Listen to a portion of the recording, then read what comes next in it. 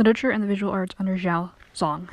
The Tang period is often referred to as the Golden Age in Chinese culture, and the reign of Xuanzong is accounted its high point.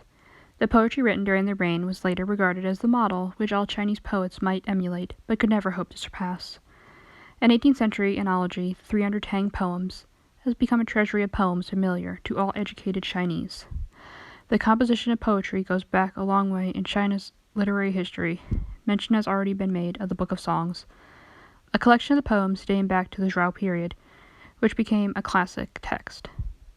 Cao Cao, the military leader of the fall of the later Han, had been a renowned poet. The most famous poet of the period of the division was Tao Qing, whose poems celebrated the pleasures of simple life in the country.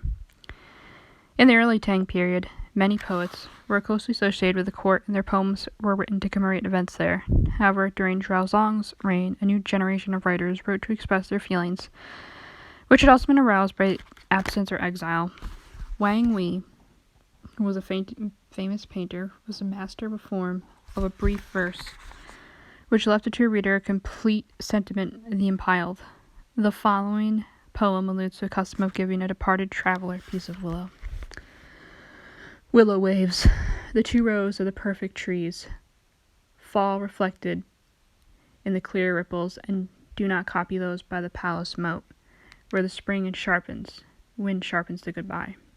Li Bu, sometimes described China's best-loved poet, was a close contemporary of Wang Wei. He cultivated a reputation for eccentricity, and his poems made use of Taoist metaphysics. In My Trip in a Dream, the Lady of Heaven Mountain, he conjured up vivid images of the height and depth of light and darkness. 1,000 cliffs, 10,000 turns, a road I cannot define. Dazzled by flowers, I rest on a stone, and darkness suddenly falls. Many of his poems refer to the moon and his love of wine, preoccupations which have been associated with some Turkish influence, perhaps from his father. The legend of his death, that when trying to embrace the reflection of a moon in the water, he fell from a boat and was drowned, neatly and tragically brought those two preoccupations to a conclusion. Whereas Li Bu's commitment was to Taoism, Du Fu, the poet from Li Bu's name is forever linked, was a Confucian. Du Fu's failure in the examinations had left him with a lasting disappointment, with a hard shrug for substance. The An Lushan rebellion separated him from his wife and children for over a year. In a poem, he recalled the moment that they reunited, by which time his hair had gone white.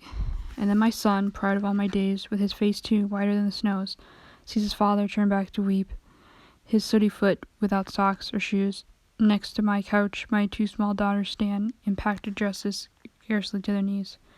Xuanzong's reign also saw important advancements in the visual arts.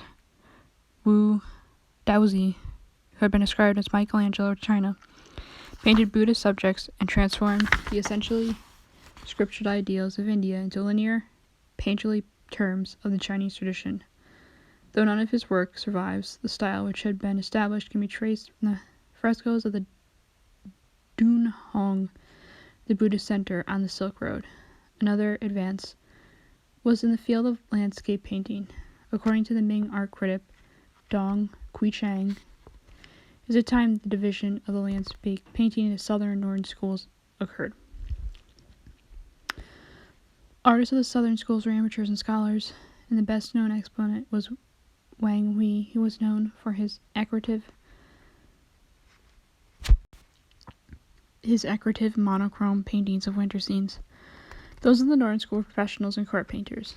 The most famous of was Li Xuanzong and his son Li Zhaodao. A painting of Ming Huan's journey to Shu, said to depict the flight of the emperor from An Lashuan's rebels, preserves the characteristics of their style, which was marked by the dramatic mountain peaks and blue-green coloring. From Xuanzong's reign dates perhaps most famous of all Chinese paintings,